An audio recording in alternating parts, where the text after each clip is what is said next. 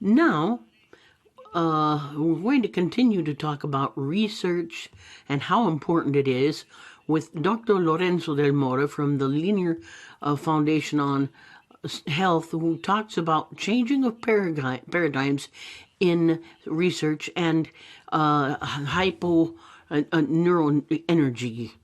Thank you. Good morning to everyone. Now, here's the title of my presentation, The Change of Paragraph in the Age of Research in the Hypothesis of Neuroenergy in Ukraine. And then there's this new physical genetic hypothesis that my wife and myself developed in 2020, and we published it, whereas the first part is a title chosen by a Salus network friend, and with pleasure, but also a fear of the judgment that this might trigger off. It's a very important sentence. So we pushed forth saying that there's no idea as to what the best way of carrying out research is, and all the more it's difficult to tell somebody how to do research, but I think that a change of paradigm in biomedical research is crucial and fundamental. And I hope that after these 2 days, when we go back home, that we'll all be more aware of the best path to follow would be to achieve this aim. So, there's no conflict of interest to declare, as I was told to do by Alberto Zelli. Well, on the top right, you can see how studies from SuperMed every year are increasing, and today you think that every year that they publish all sorts of articles. So you've got this whole tidal wave of information, and I think we need to start looking at what we have already and find out what we've been looking for and analyze the good aspects of what we published in order to metaphorically trying to put together the pieces of a puzzle which might be a new theory with the data that we already have. And this puzzle should be to how to develop the most healthy products for mankind and the planet. Now, so we have to be brave enough to call into question the accepted paradigms, accepted, and as Thomas Kuhn emphasized, if these theories help us to solve the problems better, then a new paradigm will prevail. Now, this is the study that we've just published. Hemicrania, cerebral metabolysis in glucose and neuroenergy. Now, we've prepared this new physical hypothesis, metacrania, and other scientists have helped me out. We had professional in Scienzo, and we published this in the Journal of Pain, which is an official journal of the American Pain Institution. So here you have a kind of a little outline of the energetic hypothesis that we thought of. So you see in the bottom in light red, you have episodic hemicrania, or migraines. About 3 or 4 patients, we've got, it turns into chronic migraines. And we've got data which shows that episodic migraines are often due to postprandial hypoglycemia, which is, we think, due to either an insulin resistance or hyperinsulin sensitivity. And insulin sensitivity is a condition that more people have than we think. It's a condition which brings these people who are very hungry a couple of hours after eating because they receive more insulin, and they tend to eat more, and of course gain weight, and then to develop peripheral insulin resistance and other costs for postprandial. In 1 year, evidence has shown that in a year, the insulin resistance develops and affects the central nervous system, creating cerebral insulin resistance, which has been hypothesized to be one of the conditions for Alzheimer's and diabetes. They also have proven that there could be pathological causes bringing about migraines caused by insulin resistance and postprandial hypoglycemia, which makes it less glucose reaches the brains. Or if you have brain insulin resistance, that can reduce the contribution of glucose to the brain. So this lack of energy could be one of the causes of migraines because of a lack of brain energy.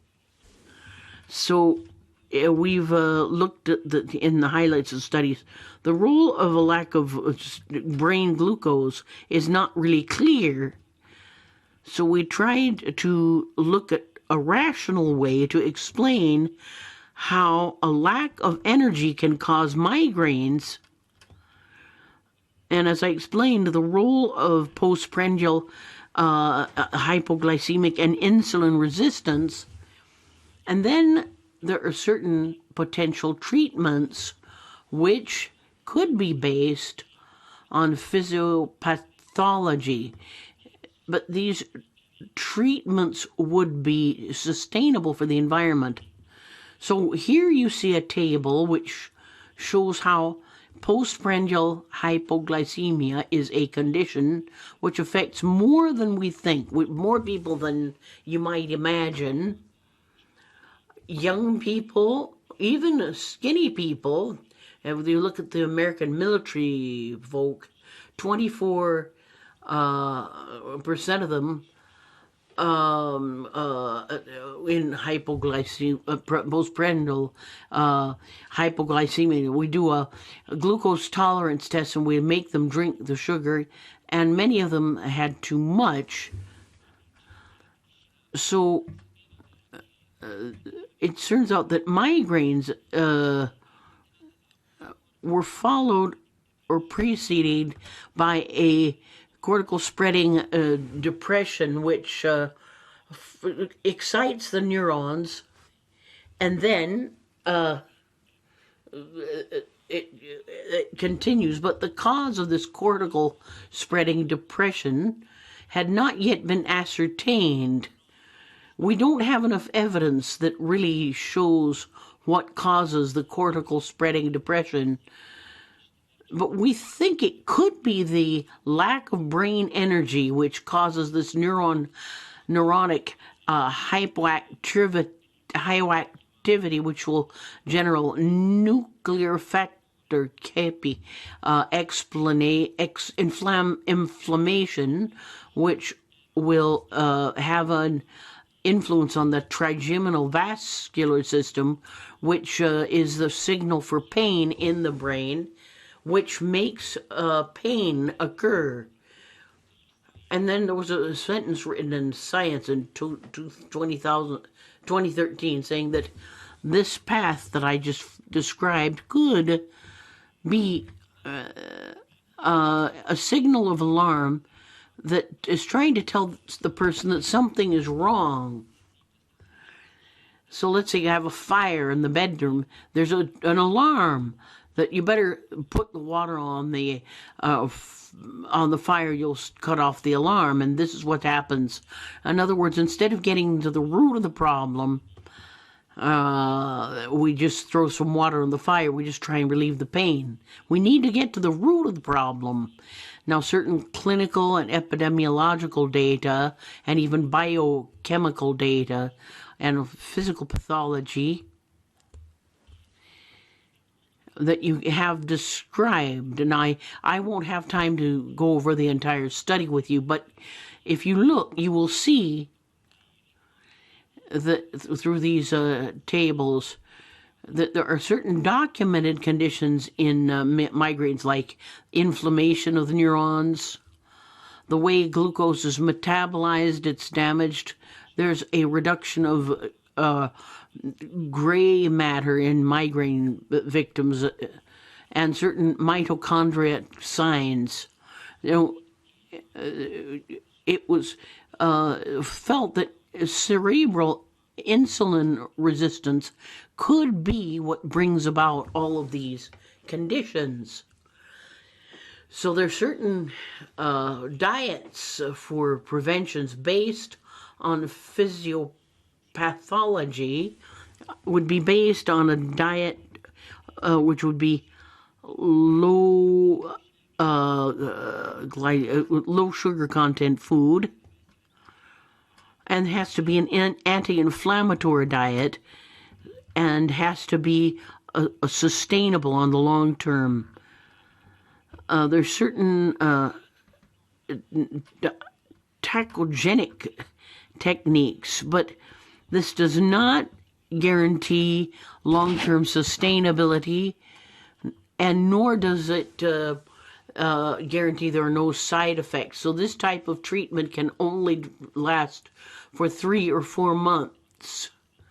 And so what kind of diet could try to help these characteristics disappear? Mediterranean diet, physical exercise, because this is something that will affect physiopathology, because it will improve glucose metabolization, and it will improve the mitochondria, which is our centers of energy in our body.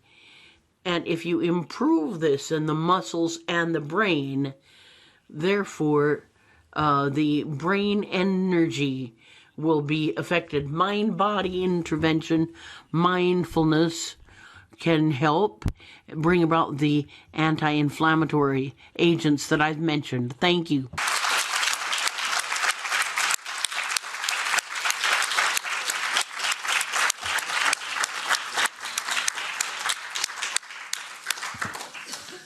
Grazie, Dottor Del Moro. Thank you, Dr. Del Moro, who is so young but deeply involved in his work with a very holistic approach.